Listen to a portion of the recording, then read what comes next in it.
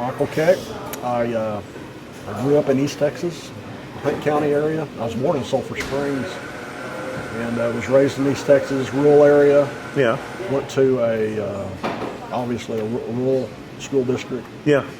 And went through all 12 grades at one same school district. That's unheard of now, isn't Yeah, it? it kind of is. And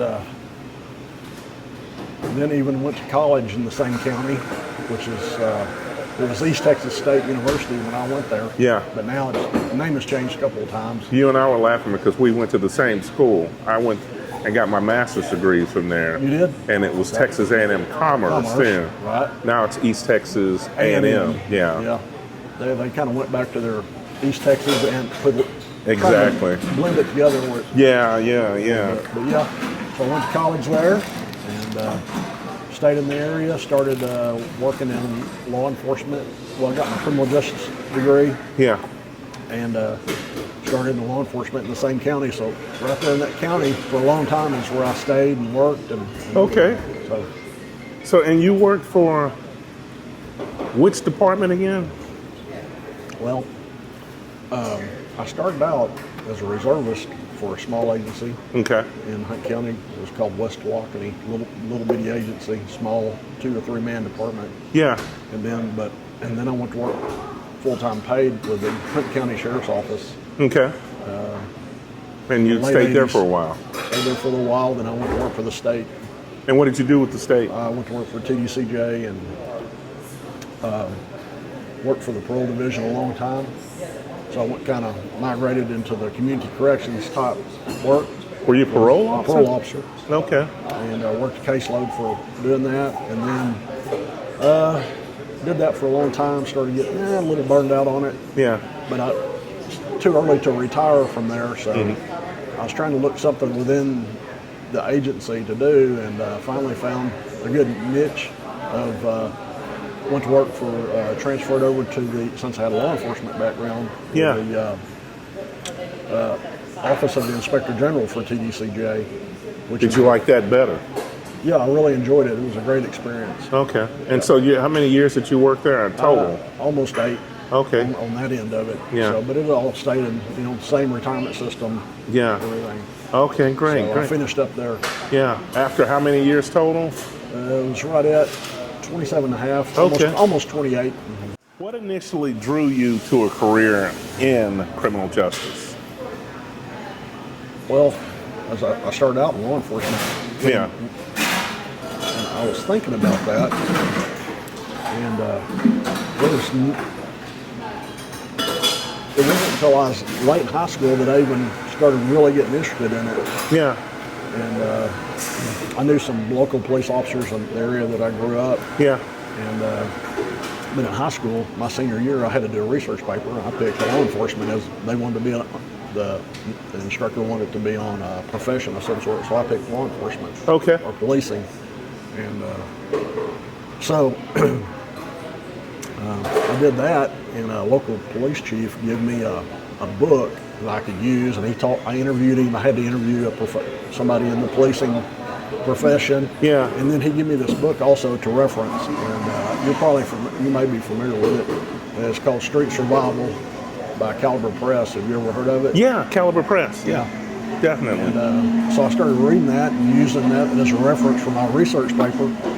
And I don't know, for some reason, it seemed very interesting, drawed me into it. And so from that point on, I was really interested and decided that would be the path that I would take, and in college and all that. Okay. And I kind of chuckled at myself. I was trying to think before then, how I was trying to connect some dots there. Yeah. And I started chuckling at myself when I started thinking back. I mean, way back into my childhood. Yeah. I would, about 10 years old, the area that I grew up, everybody had a bicycle. And we'd ride bicycles and whatever. And for some reason, I started remembering this, and it made me chuckle at myself, is that the neighborhood kids, they'd be riding their bikes and I'd be on mine. And if I didn't like something they'd do, I was trying to pull them over like a police officer would. So, and then they wouldn't cooperate with me, so it aggravated me. Yeah. So I thought, well, I'm gonna try something different. So I went and found this old red beacon, and I took some duct tape and I taped it around my handlebars. Uh-huh. I thought they'll pull over for a red light. They wouldn't. So, but that made me chuckle. Yeah. That just come to mind. Let's see, the early beginnings, right? Maybe it was seed planted in my brain somehow, subconsciously or whatever. And then I was like, so that made me laugh at my. It's kind of funny. They still wouldn't cooperate. But, and then I was thinking, well, anything else? And so I was thinking about that when I was in junior high school, and I thought about this memory that I was in junior high school and we'd go to what we called PE. We called it PE. Yeah, physical education. Physical education. I'm not sure what they refer to it now. Yeah. But, and there was this boy in that class. He was bullying this other kid, and he did it relentlessly over a period of 2 or 3 weeks. And I was, and I'd see it, and watch it, and I felt bad for that kid that was being pestered. Yeah. And I was like, I didn't like it. It made me uncomfortable, I guess, also. And I don't know, I was never aggressive or confrontational. I was blend in type, blend into the woodwork, don't bring attention to yourself. But I decided I didn't like that and I was going to put a stop to it. And finally, again, in PE class, he started in on him one day, and I don't know, there's the switch flipped in my brain. Yeah. And I went over there and confronted him, and I was shaking because I figured, well, he's going to beat me up now. And I confronted him, and I don't remember exactly what I said, but stop pestering and bullying this kid. Yeah. And I was waiting for him to start on me. Yeah. And he had a weird look on his face, and he backed off that kid and never bothered that kid again. And I don't know if that was a seed or a principle or a quality that kind of said something that kind of inspired you. Protect some people that can't protect themselves. Exactly. And that's what the profession does also. I think you're right. When you think about your perspectives now, how has your perspective on law enforcement changed over the years? I don't think it really has. Okay. I think it's the same. I think it offers the same opportunity as far as being able to serve your community. So I really hasn't changed. And you've had a pretty good career too. I think so. Okay. Well, let's go into qualities then. Okay. Well, no, let's go into misconceptions. In your experience, what are the most common misconceptions about police officers? I was thinking, I don't know why, I think the general public has a perception that every police officer is an expert marksman, and we're not. Yeah. I mean, we'd like to be. They watch too much TV, don't they? On TV. Yeah. We'd like to be. Yeah. But it's not. And, Yeah. And do we need more we'll probably get into all that in a minute, but we're not. Yeah. I wish we were. It might help out some things. Yeah.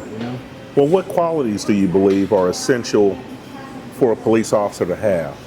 When you think about the qualities they need to possess, what do you think they should be? Well, I think it's a common sense business. You got to have some common sense. Okay.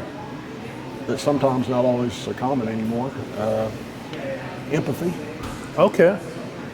Okay. You got to put yourself in other people's places at times. Yeah. When it's appropriate. Yeah. To try to balance whatever actions or discretion you might have. Absolutely. And discretion is a big part of being a professional out Right.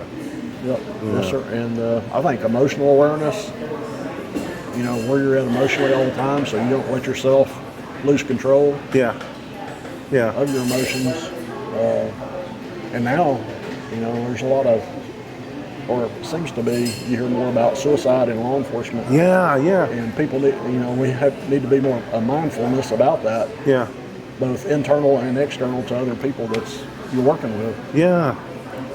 What about community involvement? How important is community engagement for police officers, in your opinion, Mike? Well, it's significant. You got to have engagement with people you're serving Yeah, for a lot of different reasons. Solving crimes, yeah, problem solving in the community for whatever kind of issues, social issues that officers deal with, Yeah. homelessness, whatever. and you're touching on something else I used to laugh about. I used to get under some of my friends' skin when I was a police officer, and they knew I loved to start a good conversation, a good argument. And the question would be, are we social workers or cops and warriors? 2/3 of the group would get upset, roll their eyes and say, no, I'm a cop. Right? I'm a warrior. The other part of the group would say, no, we're social workers. And then there's a small part that say, no, we're actually both. Right. And I think I think we're a hybrid. I think we are both. I think you have to be, and you have to know to flip that switch back and forth to know to turn it on and turn it off. Exactly, yeah. And it can be challenging, but Yeah. Yeah, that's what we get paid to that's what you're do. paid to do. Yeah. How do you think police training can be improved to better serve the public? And you talked on that earlier. You talked about better marksmanship. What about anything else on your mind? Well, in Texas, as you know, basic peace officer course or the academies are block training. It's Yeah. topic, built on topic, built on topic. Exactly. Which is not bad, Yeah. but I think in today's environment, all that's expected of law enforcement officers, that sometimes you have to be able to transition to being a one-man SWAT team for active shooter type situations or whatever. Or We are having a lot more active shooter training now, aren't we? yes, they're starting, Alert training too. which is good. Yeah. But I believe that at some point we're going to have to get away from the block training in itself and get to basic peace officer course, 736 hours now. Yeah. I added up only about 150 hours of that is actual hands-on, Okay. contextual maybe in a few scenarios. Yeah. But You think we need more of that? I think it needs to be a lot more, Okay. maybe half or more, Yeah. because it all comes down to decision making, and to be able to make decisions under highly evolving, dynamic, life-threatening situations at times. Yeah. You got to have some practice at that, and we're going to have to start doing more reality-based training. Yeah. And I hope TCO shifts to that at some point, a paradigm shift. That's a good point. Because now everybody likes the idea, and administrators, but that costs money. Training costs money, and good training costs a lot of money. Yeah. And we're going to have to be in time. So I hope they increase the hours. I think in my opinion, and we need to have at least around 1,200 hours total training, and about 500 or 600 of that needs to be actual scenario-based. Run through these cadets through scenarios till they're sick of them. Stress-induced, changing the context of the call. Yeah. Everything, so they can go through that, and you want them to make the mistakes in training. Yes. You don't want the mistakes made in the real world. Now, they're humans. Humans are going to make mistakes at times. Absolutely. But, making decisions under high pressure, even in a scenario-based training, after a while, they get a contextual feel of how things are going. But Yeah. it takes time to do good scenarios. I think that's a good point, Mike. And you talked on empathy, we talked on that, but what challenges do you believe police officers face in today's society? Well, I think, as we just talked about, need more training, more transparency I like that.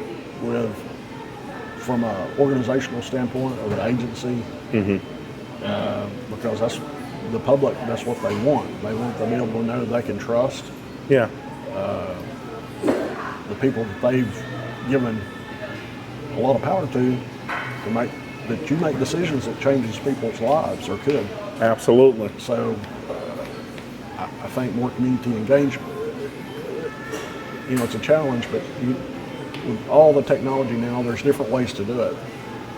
Yeah. So How has technology impacted the way we do business out here now? it's totally changed it. Yeah. You got the advent of what started out in this dash cam video. Yeah. One perspective. Now you got body cams. Yes. Everybody's got cell phones, so Yeah. camera-wise technology. You got drones. Yeah. Give us a different perspective from that end. Yeah, and it can be used for all different operations. You got on the forensic side, you got the reverse DNA Yeah. stuff Yeah. going on. Yeah. Then you got social or the digital age of Oh yeah, TikTok videos and YouTube and videos. then able to engage with people in the community. That's part that should be coming part of the community policing type Yeah. situation where you can engage that way also. How important is community policing, in your opinion? It's important. You got to have it Yeah. to build relationships, to help them solve problems in the community, Yeah. all sorts of ways. Build trust. Yeah. It's Definitely essential. getting out there and getting to see people on your. Many years ago, officers were on. If they walked the beat, they were in the community. Yeah. They were doing community policing then. They just didn't call it that Yes. Yeah. because they were having to engage with a person outside of the vehicle. I bet you back then, Mike, you think about it, for those that were really in this profession because they wanted to be and doing it for the right reasons, back then, you're walking a beat, man. It had to have been a fun time to be able to know everybody on your beat and, interact with them rather than being in an air-conditioned car and blowing and going all the time. Yeah, you build a relationship.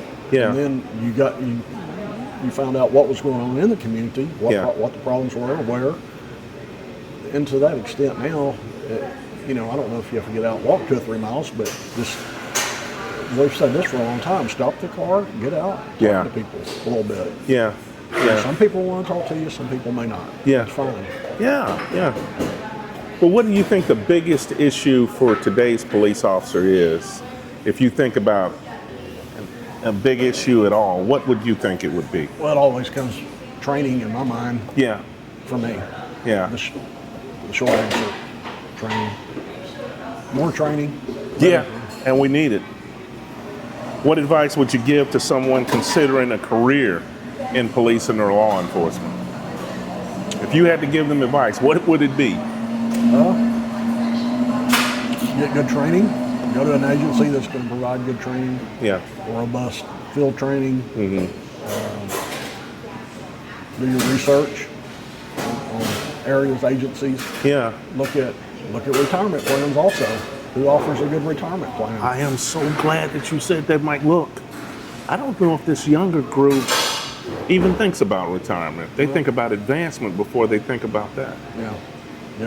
Whereas when you and I came through, that was a big thing, I think. Right. Yeah, thinking about the future. And it's hard to think that far in advance sometimes. I get it. Yeah. But it's important. Yeah. What kind of retirement system is? Yeah. Will you be participating in? Yeah. Your agency. So I think it's important. I'd say look at that too. Yeah.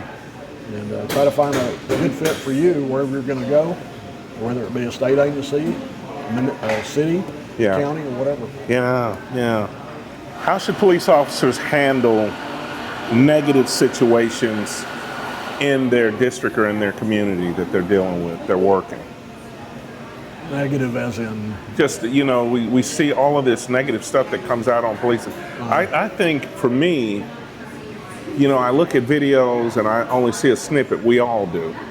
And I'm thinking it's communication. If we were better communicators, maybe some of the problems we wouldn't have, rather than always going hands-on. Some people who are afraid to communicate, they tend to lean on putting their hands on somebody first, rather than working through the problem. What do you think about that? I think that's a good point. Where you can, Yeah. you got to de-escalate. Yes. De-escalation takes communication. Being able to, and that goes back to, we're hitting on the same things. Yes. For me anyway, training. Exactly, yeah. Training, common sense, things like that. And it comes back to common sense and training. Yeah. Run that person through scenario after scenario, reality-based as you can get. Yeah. And maybe when they're in the field, that those thoughts or training comes back, and they can solve a situation without resorting to some sort of use of force or whatever. Yeah. That's my viewpoint. Okay. That's the reason I harped on we need more scenario-based training in academies. Okay. And some academies provide it. Large agencies that have Yes. money. Smaller agencies don't have that kind of money. So they count on the basic peace officer courses to, Yeah. Yeah. But yeah, I think communication is a good point on that. If you're not able to have and to develop interpersonal skills and be able to read people quickly, and that takes time. Yes. You just don't do it overnight. Yeah. After some experience, though, the better you are a communicator, the better it's going to be. For the career. For your career, and always tell the people that in the basic peace officer course, you got all these tools on your tool belt. Firearm, baton, taser now, spray. I try to emphasize before you get to those, use the best weapon you have. It's your mind, your brain, thinking, problem solving. Yes. If you can. There could be situations you're not going to be able to do that. Yeah. That evolve quickly. Yes. But that's my point is you got to be a thinker. Walk and chew bubble gum at the same time. And have run scenarios through your mind. Yeah. If you can, and try to figure out what you might do in certain situations and try to follow that. Yeah. Okay. How can police officers balance enforcing the law while being compassionate? You talked about empathy earlier on. Can we be compassionate out here? Absolutely. You have to be. If you're not, you're in the wrong business. True. You've got to be able to, you got to know when to balance enforcement against being compassionate for somebody. Yeah. Now, you got to do what you have to do to enforce the law. At the same time, if it's appropriate, if you have some discretion and the situation looks like it calls for some common sense, we're back to that thing, common sense and compassion should temper justice. That's a good way to put that. And where you can. Now, if the law doesn't give you any wiggle room on something, then you got to follow whatever you got to do, policy, procedure, law, state law, whatever. But where you can and it's appropriate to help, there's nothing wrong with using some discretion. Especially, big example would be with juveniles. Yes. Yeah. If you can. Yeah. Now if it's a chronic problem, the same. Teenager doing the same thing. Exactly. At some point, you got to do what you got to do. Exactly. Well, what role should police play in addressing social issues such as homelessness or mental health? We are being called to help to deal with that a lot more. Yeah, and it's that's part of the job, like anything else, and that's another part of training. Interpersonal skills, compassionate. When you see accounts of officers having compassion, where they go out and help somebody. Yeah. or whatever that's, having a rough time, buying them something or helping them out in a crisis. Yeah. Mental health. That comes back to training again, is to being able to understand when somebody's in a mental health crisis. Yeah. Or yeah. just a crisis. Yeah. There's people that are perfectly sane under the right circumstances, the right pressures, can act irrational. And you have to, and that comes back to contextual training, incorporating situations like that into training to see if you can recognize that. Yeah. And if you can, do what you can to try to de-escalate a situation or get them help in a crisis. Yeah. Part of police officer wears a lot of hats, not just enforcement. Yeah. Yeah, you have to be a social worker to a certain extent. Yeah. You have to be a psychologist. You may have to be a marriage counselor. Yeah, on more occasion than one. Yeah. Right. A mediator. Yeah. Disputes between neighbors. Yeah. I mean, that's just the nature of the job. It always has been. Yeah. You're called to solve problems at times. That makes sense. It does.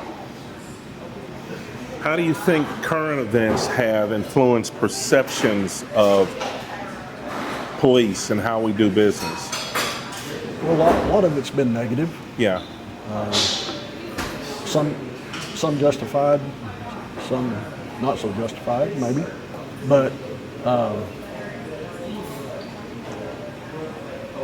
so it's been some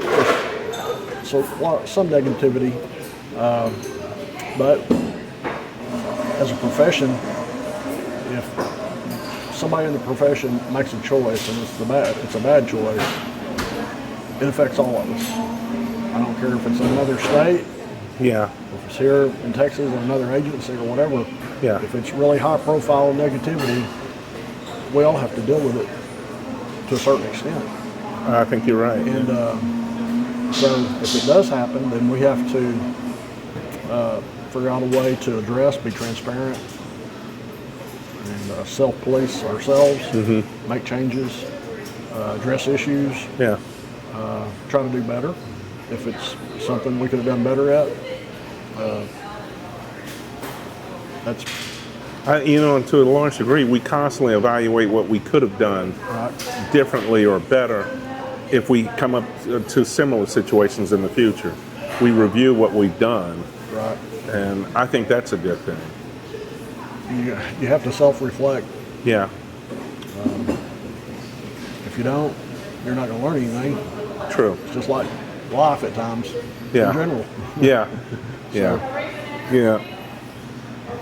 What steps can police departments take to improve public relations? Well, I think we've already touched on community policing. Yeah. And now with technology, there's lots of different ways to engage with the community. Through social media platforms. Yeah. That helps with transparency. Yeah. To get your message out, or a message out, not your message, but a message. Yeah. Be transparent about it. So that's just another aspect of really, you want to call it community policing. It's engaging with the public through technology now. Yeah. I think you have to be willing to, and we already got back. We've already touched on this. Try to build a culture where the officers do stop and engage with People they're serving. people they're serving in their communities, get normal a little bit. It's only, I haven't heard anything where that has ever caused any problems or made anything worse. That's a good point. Yeah. If it's going to help eventually, Yeah. it's going to, if you build a relationship, even with people that have a negative view, they might start swinging to your side a little bit. And we want that. Right, yeah. So I'm going to ask you this. What legacy do you hope to leave in the field of criminal justice? If you had to think about it, what would you like for people to say that you did to help with policing? You teach at the police academy now, Dallas College. Yes, sir. And I hope whatever my role was in the criminal justice system, I always tried to approach it from a firm but fair philosophy. Yeah. So I hope the legacy would be if those people that I dealt with, whatever role, said, okay, he was firm, but he was fair. So fair legacy of fairness. Yeah. I dealt with people having really, really bad days, maybe the worst days in their life, and I tried to make sure that that switch was flipped where I showed them compassion. So a legacy of compassion, and talking about instructing at the police academy. Yes. I think it would be a very good compliment if some of these young guys that we train or have a small part of their training, Yeah. that 35 years from now when they're retiring and they think about their career and they look back to the basic peace officer course and they think about Michael Keck and they go, you know what? I have really good memories about him. He was in it for the right reasons. And they think about me 40 years from now. Yeah. You can't ask for more than that, can Yeah, I you? mean, it's very fulfilling. Yeah. Okay. Well, Mr. Keck, Mr. Michael Keck, we thank you so much. You're welcome. All Thank right. you for giving me an opportunity. All right.